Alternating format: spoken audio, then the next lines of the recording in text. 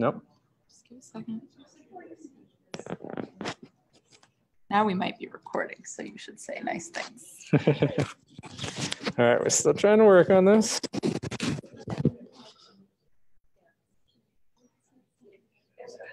Yep, we're there. Okay. Woo-hoo.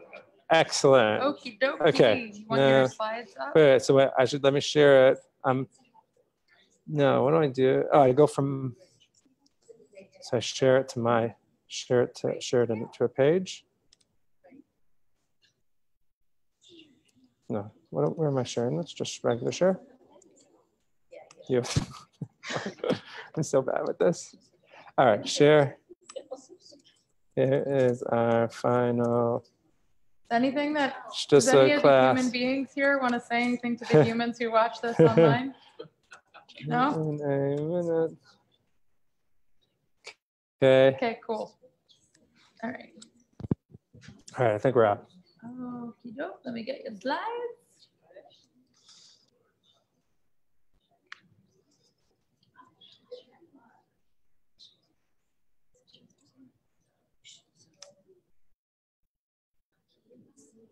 No, it's not on my website. It's not on my Facebook page, though. All right, I'll handle that.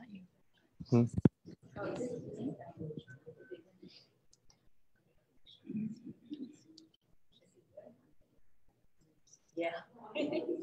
It's happening. How come I can't figure this out?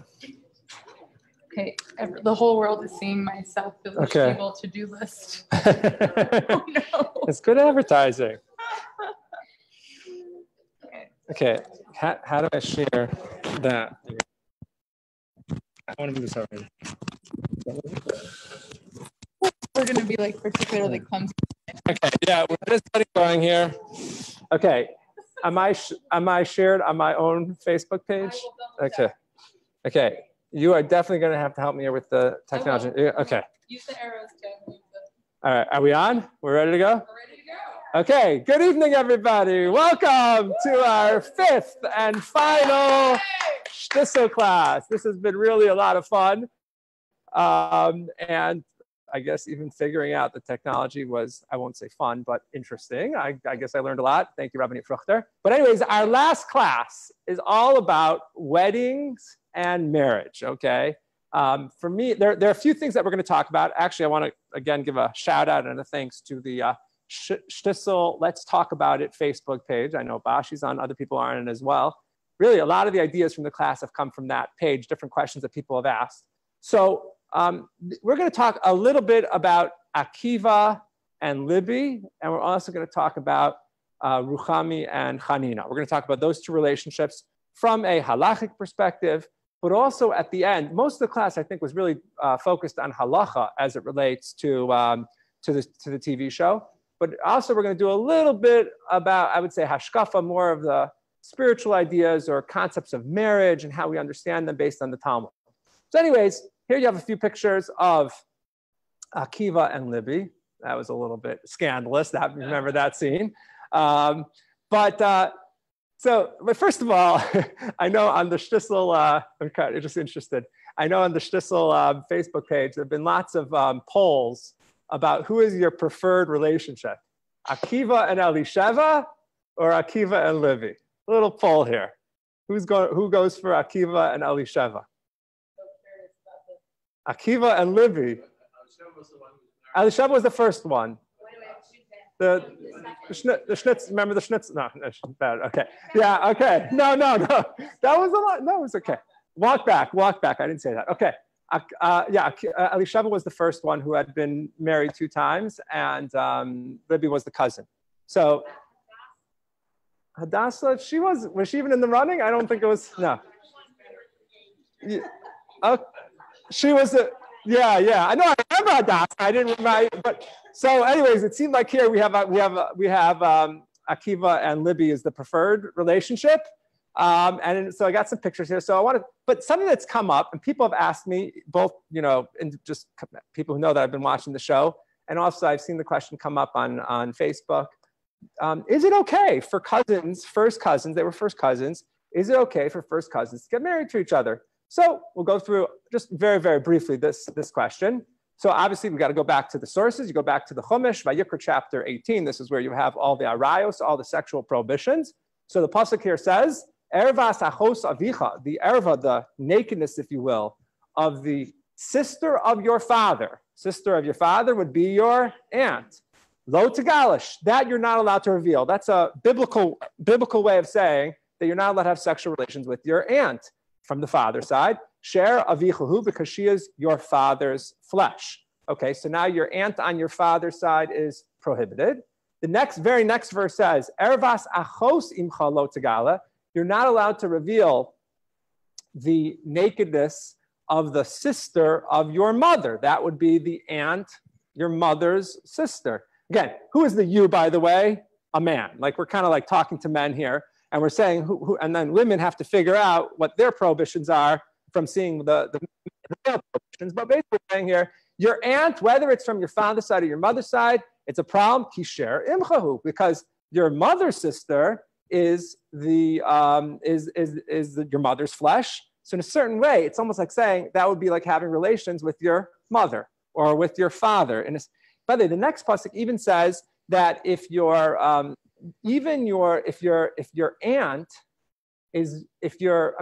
uncle is married to someone, even your aunt through marriage is also prohibited, even after your uncle would die. And that's also very interesting. But anyways, clearly the Torah prohibits a man from having sexual relations with his aunt, both on the mother's side and the father's side. Interesting, a niece, no problem at all. In fact, in my family history, we have a number of relations, a number of uncles that married their niece. When you learn Masechet Yevamot, Tractate Yevamot, there are all these discussions. There's a whole halachic issue about marrying nieces. In fact, there's a whole halachic discussion about why are you not allowed to write what's called a get mukdam, which means a get that has an earlier date than the date that the divorce actually takes place. So let's say the couple gets divorced in January 2019. So let's say they found a get, that says January 2018. What's the difference? It still says the same names, same name of the husband. The Gemara even talks about stories or cases where the person wrote the get earlier and he used it to threaten, to tell his wife, hey, if you continue doing that, I have the get ready to go. Well, the halacha is if you already have a get that's written, signed, has the date, and it's a year early, you can't use it. Why? What's the difference if they're divorced now or divorced a year before? What do we even care?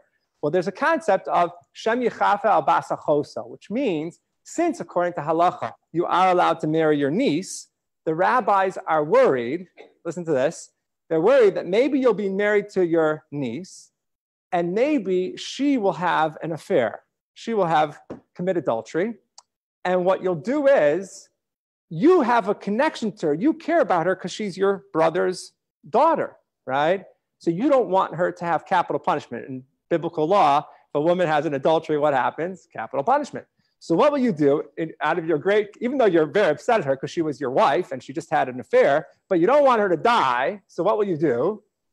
Because let's say there were witnesses who witnessed the affair. So what will you do? You'll predate the get and make it that she was single at the time, retroactively single, which doesn't work. And the rabbis are worried about this. Is one of the reasons they say you can't have an early get. But bottom line is that whole halacha of a get that has the wrong date on it, an early date, all is based on the idea of a concern that sometimes uncles marry a niece, which means a very strange thing. An uncle is allowed to marry a niece, but a man is not allowed to marry his aunt. It's the same relationship, right? But it's not, and it has to do with the idea of the relative and the middle relationship. Anyways, it's just a very interesting thing to think about. Mordechai, right, exactly, great example. Mordechai was, according to the Midrash, according to the text, Mordechai was Esther's uncle. And we see that that's okay. What about cousins? An aunt cannot marry a nephew, but an uncle can marry a niece. Okay, so what about, I forgot to bring you how do I move my little, there, okay.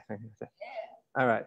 So, okay, so now the question is, I forgot to bring the source. It was the source before, but anyways, the Shulchan Aruch says explicitly that cousins are allowed to marry each other, even first cousins. So there's no question about it that Akiva was allowed to marry Libby.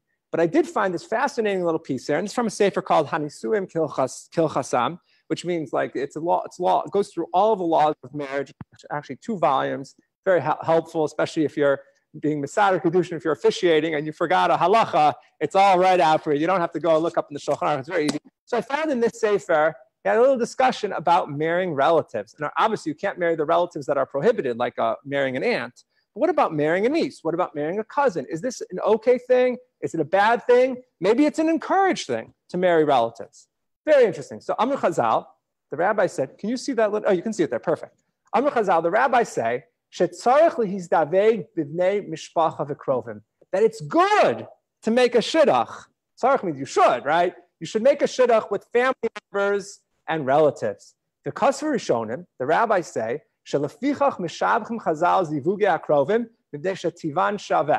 the rabbis actually encourage and praise getting married to relatives because they have the same nature. I guess it means since they're relatives, they're similar to each other, maybe they come from the same place, they share values, it makes a lot of sense.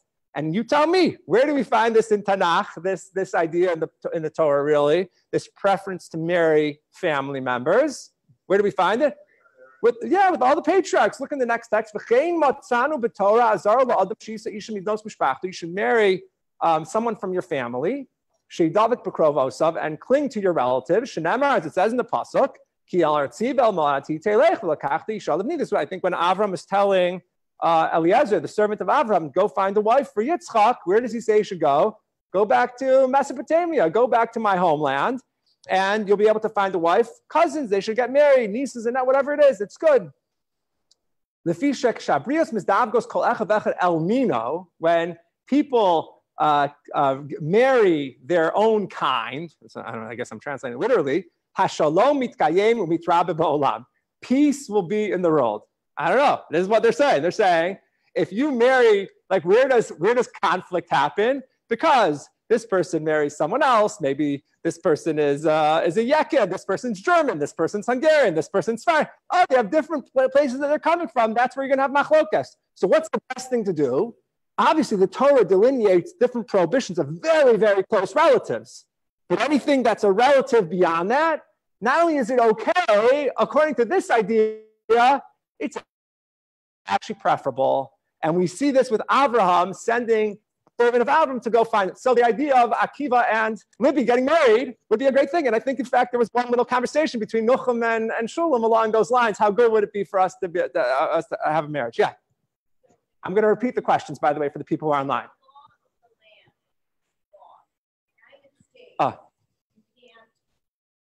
Mary. I know.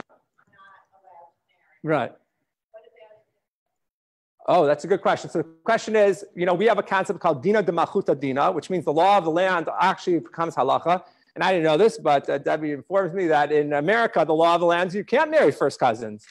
So I don't know what the law of the land is in Israel. I don't really know if they would care about it. Anyways, but yeah, I don't know. Yeah.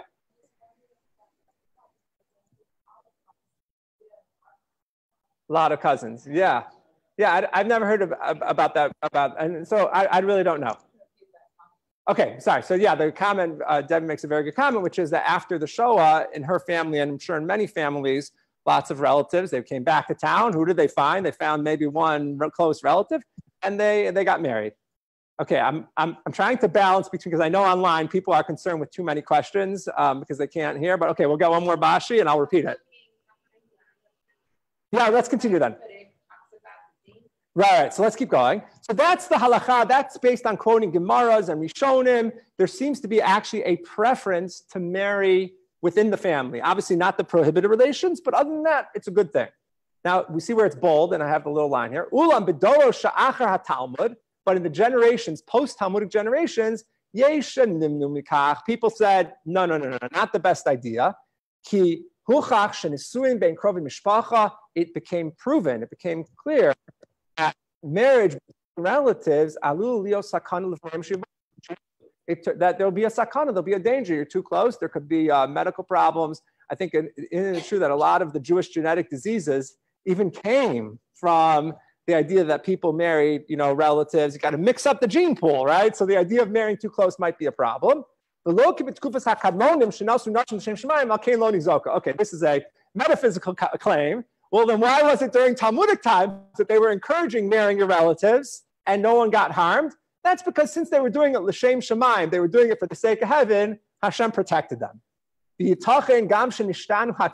that's always what the rabbis say when there seems to be something that medically is not true today, but was maybe true. They're saying that in the olden days, it was good to marry close relatives. Now we know that from a medical perspective, Jewish genetic diseases, et cetera, it might not be the best idea. It might be harmful. Well, maybe teva means nature. Teva itself changed.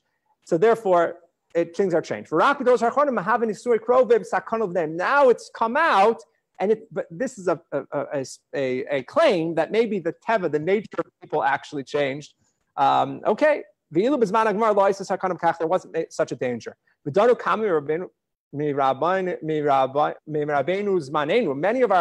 of our contemporary rabbis have decided, have ruled. What do you do today? Ask the doctors. Go consult the medical journals. If they say that this relation is too close, that it could be a danger to the children, obviously don't get married. But I just found that so interesting. People were asking, is it okay for Akiva and Libby to get married? Well, as long as it's not one of the technical prohibitions, it might not only be okay, it might actually be preferable. And it's this idea, if you come from the same family, you probably share the same values. Now, in Western society, we think, we should spread out, we should meet other people and new people and have people who are complementing certain things that you have and bring them together. It's interesting. Like I was one time reading something about marriage and people marry. Like historically, like 90, even in New York, like up until like 1960 or 1970, historically, like 90% of people married someone like within a block of where they lived, and very high percentage literally married someone from their own building. People ended up marrying people who are close. Now people wait till after they go to college, start careers. Things are different, but the truth of the matter is, the idea of marrying someone, as long as it's not one of the close relatives, there's actually the idea that it's preferable. The contemporary post can say, obviously, don't do something. It shouldn't be so close that there could actually be a danger to the children. Okay. So that's maybe, okay, fine. So now, all right, that's topic number one. We're going to do a few different topics. Okay, what about the wedding of Rouhami and Ghanina? So, Rabbi Fruchter, can you help me here? We're going to get a little clip up for you. Okay. There we go. Sorry about this delay.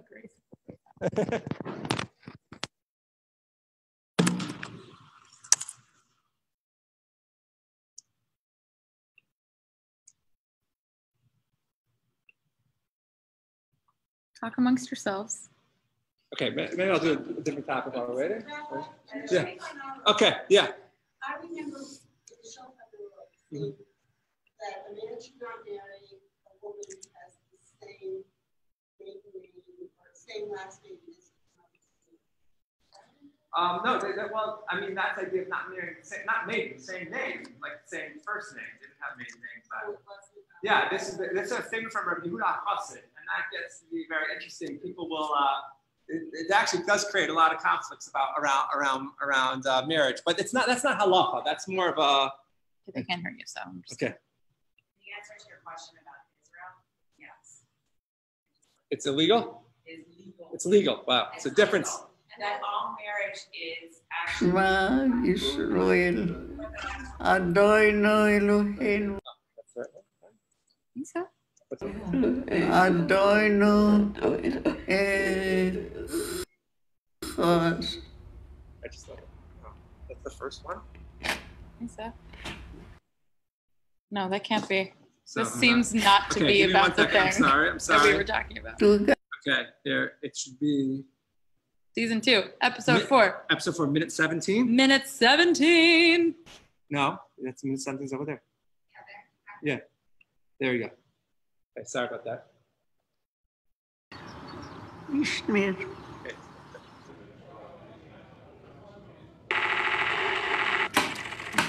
בוא תראה איך אני רואה אני יודע יותר טוב מאיתלמן, בוא תראה. אבל אתה לא זז, תראה, כי אתה מפריע לי, אני הולך, אני יודע. אתה לא... למה אתה משתמש בזה תיקח את צד שמאל. אני בכוונה לא אוהב אותו. אני לא... אתה יודע מה, הלוואי ויהרוג אותך, אתה לא יודע. אני הם רשעים גדולים אלה, אני צריך להרוג את כולם. שלום. אפשר לבקש מכם רגע משהו? את שטיסל, לא? אני וייס. כן, אבל וייס של שטיסל. כן. ואתה, מה אתה? חנינה טוניק. טוניק מהסרדינים? לא. טוניק מהחבר'ה קדישה? גם לא. לא יאומן כמה טוניק יש בעולם, אה? לא יאומן. שמאלה שניתי... תהיו רגע בשקט, בבקשה, דקה אחת. רבו ישי, הצדקס כאן מבקשת שקט.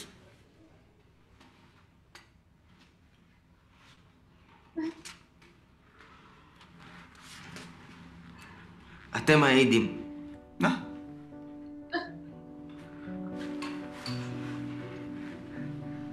הרי את מקודשת לי בטבעה הזו כדס מוישה וישראל.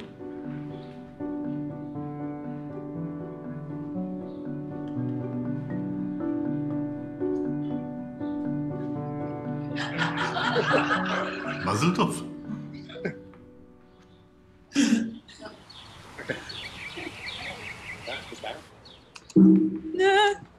Okay, so we're gonna go back now. Okay, Don't talk yet. I can't talk yet.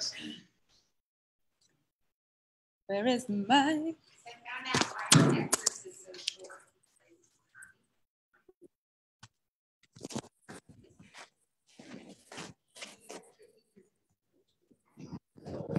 Oh, the actress. Okay. The actress, Rouhami. And so she had radiation therapy and caused her throat to be something. Wow. Somebody saw an interview. He said it wants to know why she's so little. You can talk now. Okay, so Sorry. okay, but the people hear me? Okay, so the question now is, when you saw that wedding, all right, because we know there's going to be a scene later on, a question about whether the wedding was good or the wedding was not good. What are some possible halachic issues that you could think about with this wedding? I'll repeat what people say. Okay. Okay, do you need a chuppah? Question number one. Okay, what about Sheva brachos? Okay, good. Okay, where's the ketubah? Okay, what else are you missing? How many people were there? How many people were there? 3. Do you need a minyan for a wedding? Interesting question. Do you need a minyan? Lots. Okay, lots. Debbie, what else? Erusin. Okay, so was there Erusin or not? So let's think about this for a little bit here. Okay, so first of all, even before I get into the source that I have here about needing a minyan, it is actually quite interesting that people should understand, like, where was the chuppah, where was the Sheva brachos, all that stuff. That's really a different part of the wedding ceremony, right? There's the erusin, which is the betrothal, which is the ring ceremony, which is the hare'at, you are betrothed to me. Now we say b'tabazo with this ring, kedas Moshe Yisrael, in accordance with the law of Moshe and Israel. You have to say it in front of 2 witnesses. And that is mikudeshes. That's the first part of the wedding ceremony. And then it's over. Then we read the ketubah in between. That's really just like a commercial break. And then we have the nesuin afterwards, right? And the nesuin is the Sheva brachos. Some people say it's the yichud. But basically, you have the 2 parts of the ceremony. Now, in the olden days, in Talmudic times, the kedushin, which is also called erusin, and the nesuin, the second part, the betrothal and the marriage, if you will, were done like a year apart, all right? And during the in-between time, they actually were not having sexual relations with each other, but they were really considered married, that if the marriage would dissolve at that point, they would actually need to have a get, okay? And that really was the state of Rouhami and Ghanina, because they really, even if that thing that happened in the restaurant, in Anshins, even if that was actually a kedushin, all you had was kedushin, okay? They only had one stage of the wedding. And by the way, there are major discussions. At what point do you cover your hair? We talked about that in one of the other classes, about between the kedushin and the nesuin, and many other halachic questions that come up. Now, for us, it's not so relevant because the whole thing takes 5 minutes, right? We only have 5 minutes between, at most, you have the reading of the ketubah. Sometimes they'll speak under the chuppah at that point, but it's really just happens right away. But in this situation, it actually is spread out over a lot of time. I don't remember from the show how much time it's spread out. But the point is, you really could have one without the other. So if you ask why are there no Sheva brachos, why even was there no chuppah, you don't need those things for the betrothal, the ring ceremony to take place, okay? But there obviously are potentially other problems, like did the witnesses, here's a major question, did the witnesses really understand what's going on? Meaning, if you go to a wedding, okay, and it's obvious what's happening, and you get called up to serve as witnesses under the chuppah, you understand what's going on, the bride and groom understand what's going on, and it's a good kedushin. But here, literally, the Ghanina said, "Atem edah, you are my witnesses." But like, did they really absorb what was happening as it was happening, or maybe they only realized like after? It's like no one expects 15-year-old. I think Rouhami was 15. I don't know if we're ever told how old Ghanina is. They don't expect that to happen. So the question is, at what point? Now, another side funny point is, if you notice, what were they doing right before? They're playing video games. Remember, we said before that Rabbi Yashiv said that if you have a smartphone and if you have all these things, you might not be kosher witnesses. I mean, there actually are discussions about that. Obviously, that's not the way that we treat them. That's not what we say in our community. But there could be questions because the people who are actually the witnesses. But I think the bigger question is, like, did they actually understand? Because later on, there's a whole discussion about whether or not they need a get. Yeah. Yeah, ideally, but assuming that there was a ring there, they were only 5 feet, that would be a real problem. So now, one issue comes up about what about the fact that there was no minyan there? So it is true. If you look in this source here, again, this comes from the book Nisuin Kil Chasan. Ma'aseh Kedushim nasa b'fnei kal ne'esafim b'fnei b'shluchseim shal chas mekala u'lefachot nimtzoim sham asar nashim. You should really have at a minimum of 10 people at the wedding. But if you did arrange a wedding and you did not have 10, even in places where they made a takana, this goes back, there was a Gaonic decree that you have to have a wedding in front of a minyan. Now, really halachically, you only need 2 witnesses to effectuate the kinyan, the kedushin. You really only need 2 witnesses. But the Gaonim, they said, we want this to take place in front of a community. It should be a communal act, and therefore it should be done in front of a minyan. But even in those places where they made such a takana, if you only have it in front of 2, choshishin lekedushin, you actually have to worry about the marriage. So even though there probably were not 10 people in the restaurant at that time, it still would be a marriage, even though halachically we say that there should. Yeah, bro. There were other people.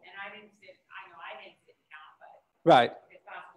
Right. That's true. It's possible that there wasn't a minyan. But even if the point is, even if there wasn't a minyan, it still would have counted, at least for the, it still would have been an issue. So now there's another thing. Maybe we can get the next one set up. Is that all right? While I'm talking. So it's there it is right there. So the next thing I want to talk about, it's not necessarily related to a text, is the following question, which is a number of people have asked me about this, which is there any chance that the actual actors, right, are married? Because they said in front of 2 witnesses, Harei at mikudeshes libetabazo, and gave it. So maybe they're married. Is that possible, right? So sounds very unlikely, right? But actually, I found online a great article from, I actually love his articles, Rabbi Chaim Jachter. He has great articles on, like he compiles a lot of halachic material. And he actually talks about a real situation that happened. And there are a few that I could read, but here's one. It was very interesting. There was a group of, this actually happened. There was a group of 3 boys who were nearly 14 years old and 2 girls who were 13 years old. So they were both adults, according to Judaism. The group was standing around, whereupon 2 of the boys left the group. One of the 2 girls said to the remaining boy, so there now is just 1 boy left and 2 girls, and apparently one of the boys maybe had a crush on one of the girls. So the other girl said, if you really love her, then you should marry her. So what does she do? She goes and she gives him a bottle cap to use for the kedushin. You're going to question whether it's worth 5 cents or not. The boy took the bottle cap and gave it to the other girl, and she kept the bottle cap. And then the 2 other boys came and they saw it, they witnessed it. And this created a whole question about whether or not they're really married. Now, when I was growing up, always heard a little different version of the story. And what I always heard was actually what happened was they were just sitting around, and they were actually just like joking around. And they said Hariyat Mukdash, they said the full thing, and they did the betrothal in front of witnesses. And there were major discussions about whether or not they needed to have a get. So it sounds crazy, like why would you actually need a get? But let me read to you another case here. Okay, this is really interesting. This is from Reb Shmuel David, who is the rabbi of Afula. The situation was as follows. A non-observant Israeli couple was scheduled to be married with a rabbi from the Israeli rabbinate officiating the wedding. I mean, this is one of the challenges in Israel, is that in order to get married, you have to get married to the rabbanot. And even secular Jews have to do it as well, but sometimes they don't really care. They're just doing it because they feel like they have to do it. So they're not actually concerned about the halakha. So listen to what happened. The groom was unable to attend the wedding, his own wedding, right? It's good, huh? Because probably maybe they had some other party, and he just didn't care about the actual the wedding, the technical halachic wedding. But maybe he wasn't able to attend the wedding. So he asked a friend to substitute for him at the ceremony. Now they say not to act as his agent, right? Now let's say he said to his friend, look, I can't show up. So the rule is you can appoint someone to be a shaliach. The Gemara in Kiddushin talks about this example. You could appoint someone to be a shaliach, an agent, to be mekadesh a woman for you, as long as the agent knows that he is acting as a shaliach, okay? So if they would have known a little bit of halacha, they would have no problem. What could he have said? Look, I can't show up to the wedding. You should be my shaliach, right? By the way, she could also appoint a shaliach too. So you could have like two, you could have what? You could actually have, I don't know if I should say this, you could have a same-sex marriage because you could have no, I shouldn't say. You could have, all right, should I walk that back or could I continue my thought? Okay, you could, so he could appoint a shaliach, a male shaliach, and she could also appoint, I'm pretty sure, a male shaliach to receive the Kiddushin. And under the chuppah, he could give him a Kiddushin. And then the bride and groom who are not even at the wedding are now halachically married. So it could have worked, but he didn't know the halacha, the secular guy. So what does he do? He asks his friend to pretend. The rabbi never met the guy before, right? There's another problem. So he asks his friend to pretend that his friend is him. And the kala knows about it. The bride knows about it. It's they're just tricking the rabbi because they just want to get stamped that they got married. So basically, what happens is they get married, but the husband wasn't actually there. So who actually gave the woman the ring? The friend, and said, "You're betrothed to me." But they didn't care because they're secular. What happens? They get married, and then the real husband comes home, and they live as a husband and wife. They have 4 children, one of whom becomes frum, one of them becomes observant, and she hears the story about her parents, and she gets all scared. Why? Because she's worried that her father's friend who did the trick, when he gave his mother the Kiddushin, what happened? They were married. And then when his father lived with his mother, that was an affair. That was adultery. And then all 4 kids are mamzerim. And this is what they were worried about. It's a fascinating question, right? So basically, Rabbi David, this Sephardic rabbi from Afula, what he says, he paskins like Rav Aaron Lichtenstein, Rav Eliyahu Bakshi Daron, Rav Mordechai Eliyahu, very, very strong group there, who all say that the daughter was not a mamzer. The kids were not mamzerim. Why not? Because the marriage between her and her mother and the substitute chatan was invalid. Meaning originally what happened was nothing. Why?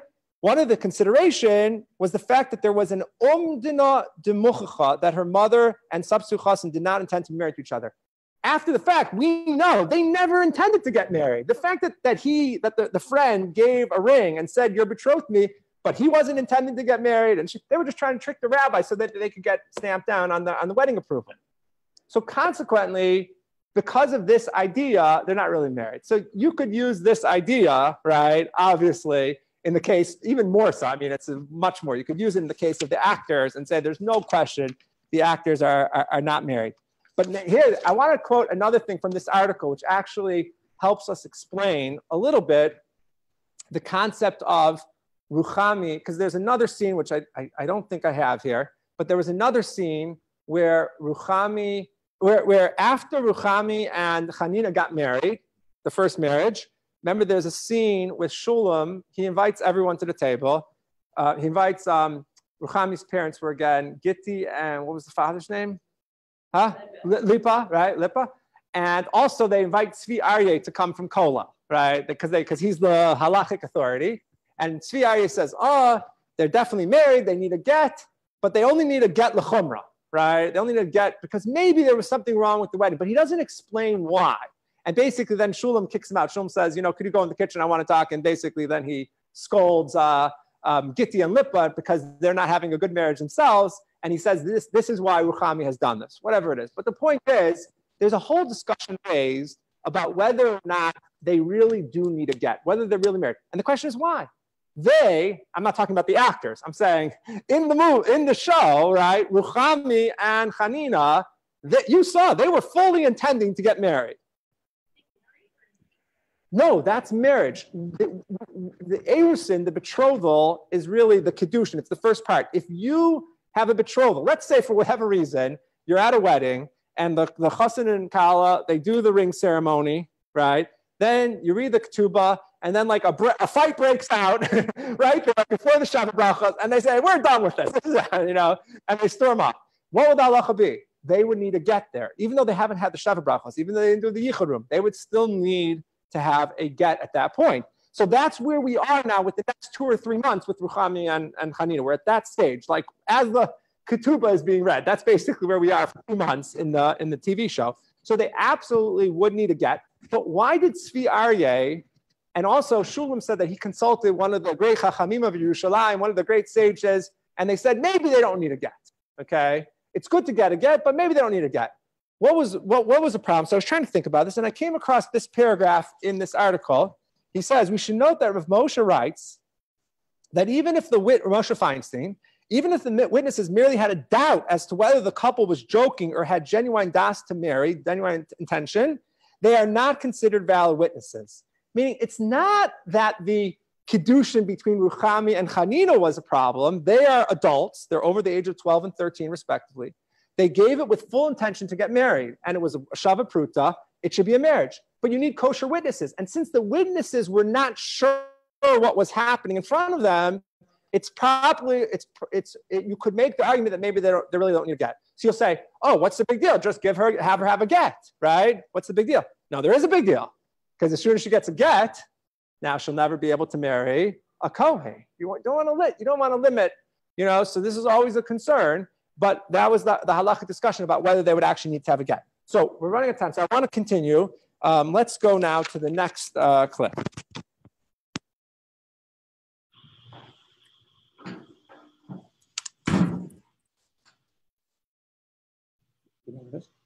Mm-hmm. Oh.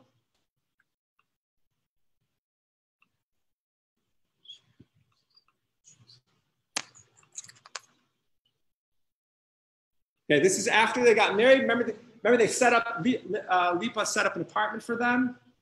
And then one day Ghanina was studying and he comes home and this is what happens.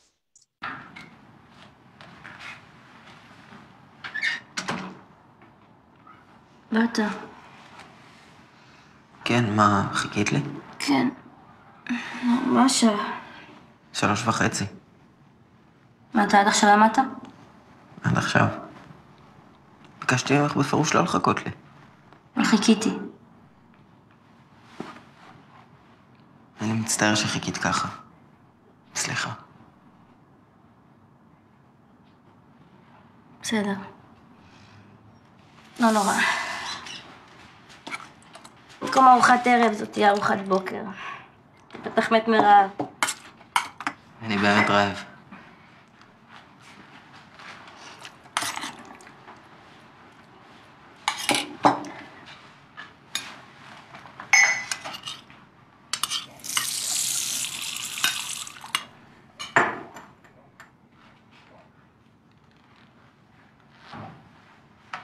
רוחמי, אני חשבתי על זה הרבה, כל הלילה. זה לא ילך. מה לא ילך?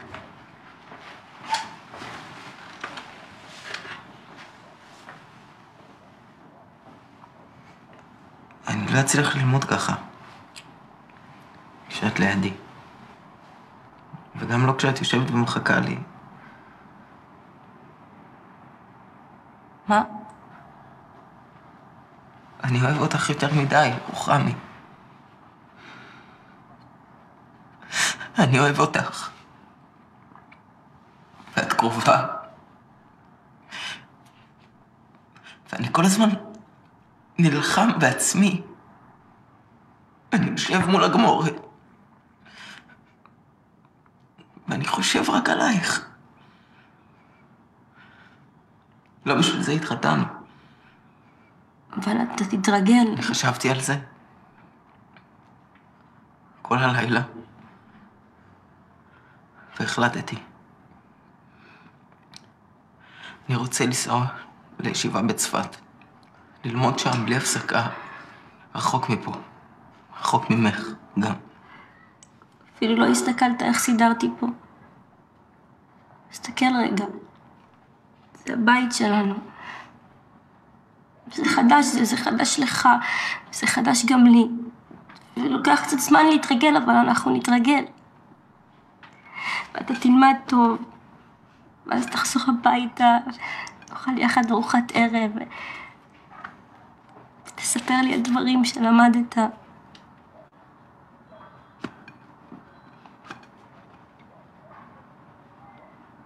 הנה, אני לא רוצה שתיסע.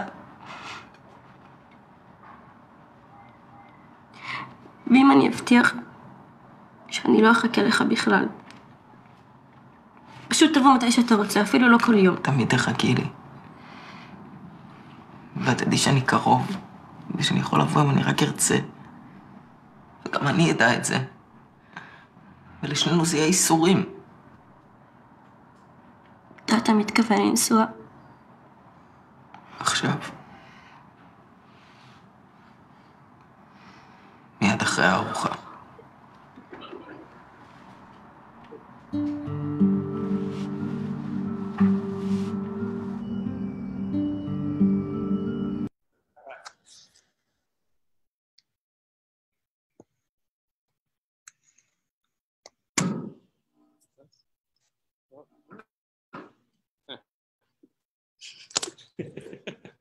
Yeah. Okay.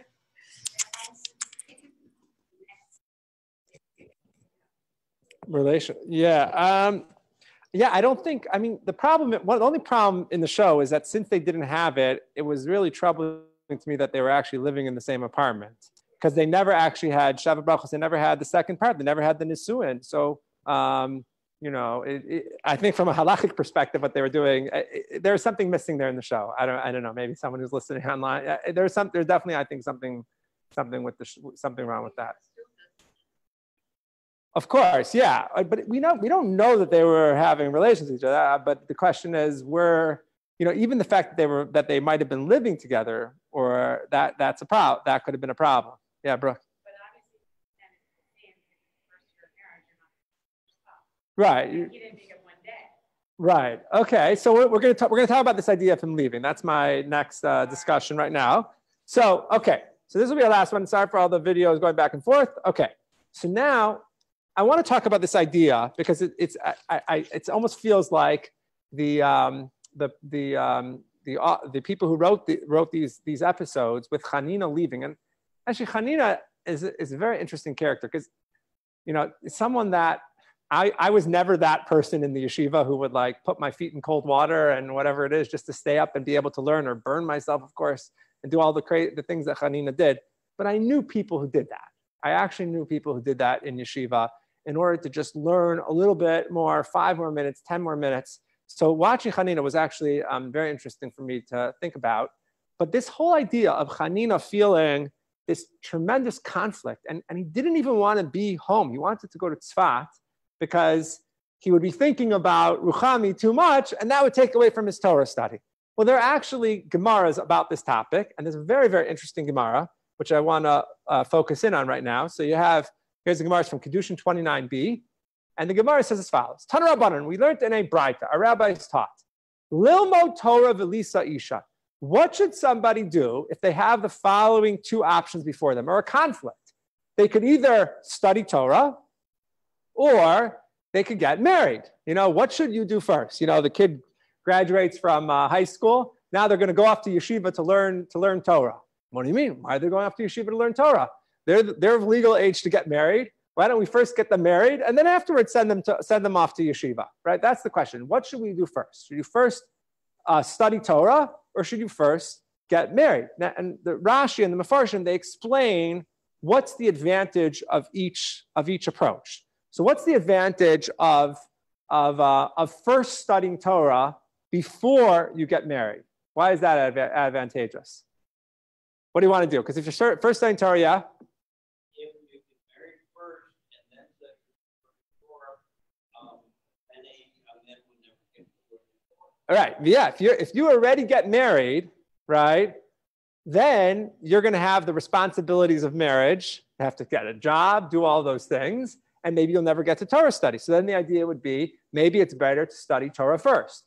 On the other hand, the rabbis are very concerned that if you're not married and you're studying Torah, then your mind is going to wander and you're going to have desires or whatever it is. This is exactly how the rabbis talk about it. And then you won't be able to focus on your study anyways. So it's better to get married first and then afterwards go off and study. These are the things back and forth. So let's take a look at the text. If you have this conflict before you, what should you do? Yilmo Torah v'achar kach yisa isha. The ideal thing to do is first study Torah and then only afterwards get married.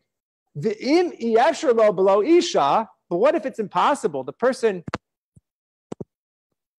without being married, it's too difficult, it's too challenging. Then what should he do? Yisa isha ba'achar yilmo Torah. The person then should first get married and only afterwards go ahead and study Torah. Okay? Now, how do we rule? The Gemara continues. Amar Rabbi Yehuda Amar Shmuel, says Rabbi Yehuda in the name of Shmuel, halacha, what is the halacha? What is the preferred thing to do? No say isha, you should first get married, v'achar kach yilmo Torah, and then afterwards only go ahead and study Torah. So actually, what Rabbi Yehuda Amar Shmuel is saying is that what Ghanina did made sense. He first should get married, he got married, and then it would have been fine. So, his original action fits with Rabbi Yehuda Amar Shmuel, and the idea that he feels that now he has to run off to Tzfat actually does not accord with the Rabbi Yehuda Amar Shmuel statement. But Rabbi Yochanan says, and actually it's the image is very interesting, Reichayim b'tzavaro, if you have a millstone hanging around your neck, the Yasok b'Torah, is it even possible that you'll be able to study? Who's the millstone in this case? The wife, okay? And how in the world, says Rabbi Yochanan, is he going to be able to study with the responsibilities, if you will, of being married? And then the Gemara says, V'lo pligi. Rabbi Yochanan and Shmuel, they're actually not disagreeing. Halan v'halahu. One is for us and one is for them. Lan and lahu means one of them is for Bavel and one of them is for Eretz Yisrael. Depends where you are. Now, which one is which? The Gemara doesn't say which one. So Rashi says, and I'm sorry, I didn't translate it. But let's read Rashi. Rashi says, Halan halahu. B'nei Bavel. Rashi says, you should know there is a difference in the learning styles in yeshivas between Bavel and Israel.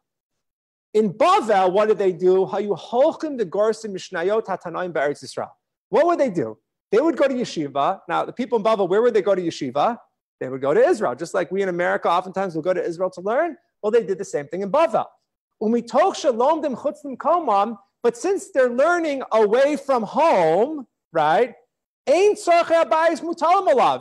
are not responsible for their spouses. Why? Because they've left. Ghanina goes off to Tzfat. He doesn't know what's happening to Rouhami back home. So therefore, they're not responsible. So therefore, what should you do?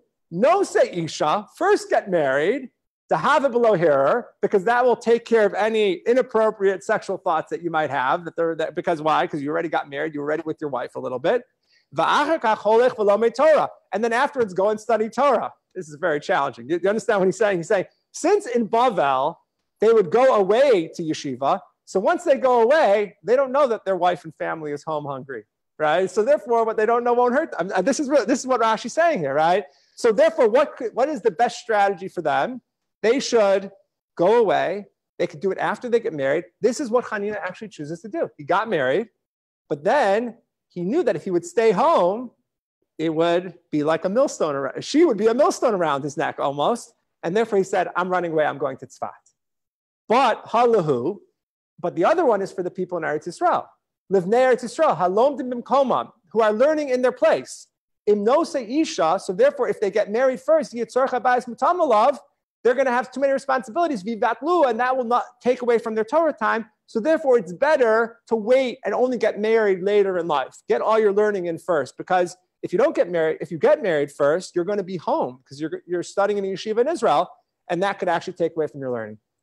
It's very interesting how these discussions, I think, are very, very much part. It's really the question of what do you do?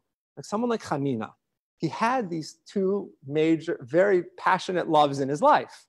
Of course, for Rouhami, but also for his Torah study, right? And these two loves were in a certain way in conflict with each other, or at least that's what he felt. I mean, Rouhami kept saying, no, it'll be good. You'll stay here. You'll learn. You'll come home. You'll share the Torah that you learned. I'll be able to feed you. You know, she thought it wasn't in conflict. But he felt that he could not study Torah unless he was fully committed without any kind of distractions at all. And therefore, he thinks he has to go away. I mean, at the end, as you know, he comes back, and that's not what happens. But it's just a very, very difficult moment. And I'm just going to conclude with actually one last story here from the Gemara along these lines, which is actually one of my favorite stories in the Gemara. And I thought about it as soon as I heard the whole story, as soon as I saw the episode with Ghanina going away to Tzfat. So here's the Gemara. Ki hadar Rouhami. This is actually from Ketubot. This is the sugya where we have the famous story of Rabbi Akiva who gets married. And then what does he do right afterwards? He goes away for 12 years, comes back. He finds out that his wife says, oh, if it would be up for me, he would go for another 12 years. So he goes back, 24 years total, without even seeing his wife, without being home. So in the context of that Gemara, there are actually many other Gemaras that have the same theme. And one of them is the story of Rav Rouhami. Okay, now it's interesting. First of all, what does Rav Rouhami mean, the name of this rabbi? So you're probably Oh, it is. I didn't think about it. Same as Rouhami, right? But Rouhami comes, a lot of people think it means from like Rahmanis, compassion, but actually in Aramaic, Rav Rouhami actually means love too. So this guy's name is Rabbi Love. That's really his name. I had a Rebbe whose name was Rabbi Love. But Rav Rouhami, his name was Rabbi Love. I don't know if that's an accident or not, but this guy is the rabbi who's Rav Rouhami. Havashkiach kamei de Rava b'mchuza. He was at the yeshiva of Rava in Mechoza. So he was in a different city. He was studying. He was married, but he was in yeshiva in a different place, in Mechoza, in a different city. And have a ragil to have an asi lebeite kol mali Yom Kippur. What would he do? He would go home every Erev Yom Kippur. He would only go home once a year. Okay, very, very challenging here. You know, we talk about Lipa. Remember when we had to go away to Argentina? These rabbis in the Talmud would go away for the whole year and only come home on Erev Yom Kippur. Now, why Erev Yom Kippur? That sounds like a terrible time to come home. So if you look in the commentaries, it doesn't just mean Erev Yom Kippur. They would come home for Erev Yom Kippur, for Yom Kippur, stay through Sukkot, and then go back to the yeshiva for the whole year, including Pesach, including Shavuos, come home the next day, Erev Yom Kippur. So they're only home like a week and a half, basically, the whole year. So what happens? Yom Echad, one day, I'll show you where we are. Yom Echad, one day when it was the day that he was supposed to go home, meaning it was Erev Yom Kippur, so he's supposed to go home now to be with his wife and his family the 1 week a year. What happens? Mashchete shmaite. That means his learning like drew him in, meaning he knew he had to go home, but what happened? He got so engrossed in his learning, mashchete shmaite, he got so engrossed in his learning, and what happens? He forgets to go home. The story doesn't say it explicitly, but on the one day a year, when he was supposed to go home for a week to his family, he got too engrossed in his learning and he didn't go home. He forgot to go home, okay? Really very, very challenging. Now what happens? Having maschei dvitu, his wife was expecting him. She was waiting for him to come. So let's say like she knew, like there were no phones, obviously. So, but she knows that he comes home, let's say he leaves early Erev Yom Kippur in the morning, Mechoza is 2 hours away. She's expecting he's going to come home at 10 o'clock in the morning. So 10 o'clock comes, she's looking at her watch. And what does she say? Hashta asi, hashta asi. Now he's going to come. He's going to come any minute. You can imagine she's waiting at the door, hoping that he's going to come home. But what happens? Lo ata. He never comes. How does she know he doesn't come? I don't know. Maybe it's already Yom Kippur now. She's probably waiting there the whole Erev Yom Kippur. Once Yom Kippur starts, she knows that he's not coming home. And he never comes. The whole sukkah, he never comes home that year. So what happened? Cholash daita, she feels very sad about this. She feels very bad. Achis dimasa me'ena. And what happens? A tear starts coming down her eye because she's sad. Have a Yosef Be'igra. At that moment that the tear comes down her cheek, remember her husband is learning at the yeshiva 2 hours away, and he happened to have been sitting, have a Yotiv Be'igra. He happened to have been sitting up on the roof at that moment. And what happens? Ifchis Igra, the roof collapses, and what happens? V'nach nafsheh, and he dies. Very, very hard story. But imagine, I don't remember where I first learned this story, but imagine like a split screen, okay? And you have on one screen, you have her, and the other screen, you have him, all right? So she's home, and she's saying, now he's going to come, now he's going to come. And what do you see? The tear is going down her eye. And he's over here so drawn into his learning. And what will happen? The roof collapses. Now imagine, let's say we have like a bubble where we can see what they're thinking, okay? What do you think is going to happen at that last moment when the roof collapses and he's taking a free fall, and he thinks that he's falling to his death? Probably, I hope, that even though his learning drew him in, at that last second, what's he going to remember? His wife. Oh, I forgot to go home, right? Oh no, I'm probably not in that order. But he probably, I mean, it's really tragic. He would have died with, and not only that, I don't know how much time, I don't know how high the roof is, how much he would have been able to think, but maybe like, oh my gosh, I shouldn't be on this roof. I should be home. And then this whole thing wouldn't have happened, right? But here's the very interesting part of the story, which is, okay, so now let's play out what's going to happen. The story doesn't say, a lot of Talmudic stories, they're very brief, so we don't really get all this information, but imagine what would have happened. So now let's say he wouldn't have died, okay? And he just would have forgotten to come home. And then maybe like 3 weeks later, he would have realized, or whatever it is. Maybe he wouldn't have come at all. He would have come the next year. She would have been broken. What would have happened? The marriage, who knows what would have happened to the marriage? In a certain way, their marriage was already dead. I mean, he had these I don't even know if he had the two passions. His learning was more important for him than his wife and his family, right? But now what happens? Okay, now let's play it out. She was feeling terrible that entire Yom Kippur, right? Her husband didn't come home. Then eventually, sometime probably between Yom Kippur and Sukkot, the message will come. And what are they going to tell her? That he died. So what's going to happen to her? She might think he died before. Oh, now I know why he didn't come. He did love me, right? It's a very interesting story, right? Because almost what we're saying is that, it's a very tragic story, but like their relationship was already over anyways in a certain way. But at least at the end of the story, now she can feel like maybe he did love me, right? But anyways, this story and the story of Rabbi Akiva, and there are like 10 stories in Ketubot. You should learn them all. They're so fascinating. They really bring out this major tension between marriage and family life and Torah study. And we could think about that in other ways too. If we have other passions in life beyond family, like obviously it's a Gemara, so they're going to talk about the passion of Torah study. But many people have different passions and conflicts between the passion of marriage or passion of family versus other passions that they have in life. And that's really what these Gemaras are playing out.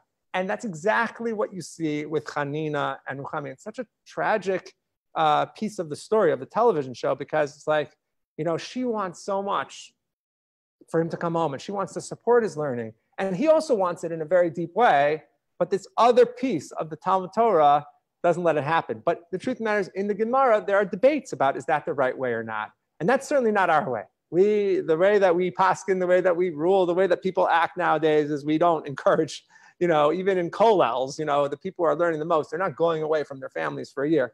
But it is interesting that it was a part of it, and it brings in. Anyways, that was a very interesting part of the show for me. But marriage obviously took a big part. There are lots of different themes that we've talked about. I have now heard that there is going to be a third season. Did you guys hear this? So yeah, so I don't know if we're going to do more shows on it, but more classes on it on the show. But I'm sure you'll all watch it. Maybe there will be other questions that will come up. Anyways, I want to thank everyone for participating. Thank you, Rabbi Fruchter, for all your teaching, but also for making sure that this actually happened from a technological perspective. Lila Tov, have a good night. Thank you.